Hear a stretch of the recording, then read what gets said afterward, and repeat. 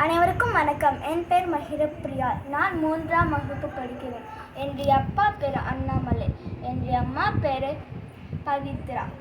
இன்றைய டாபிக் தீரா கோவம் பகையாய் மாறும் ஒரு அதண்ட காட்டில் விதவிதமாய் புதுவாய் விலங்குகள் ஒற்றுமையாய் வாழ்ந்தன.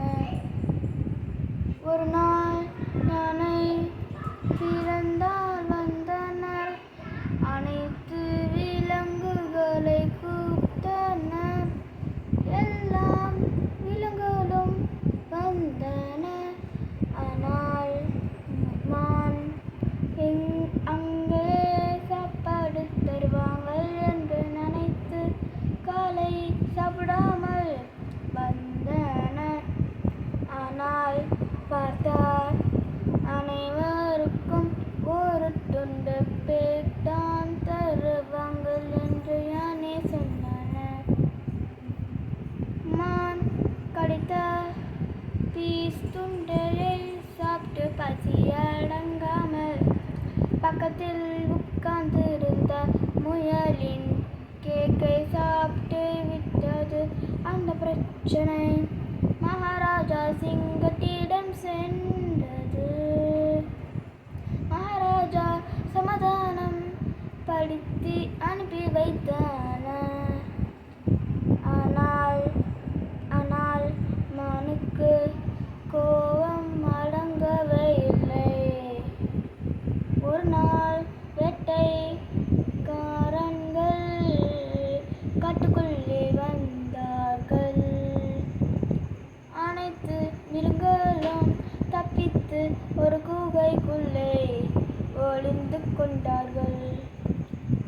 ஆனால் மானும் முயலும் மூடிக்கொண்டே இருந்தார்கள்.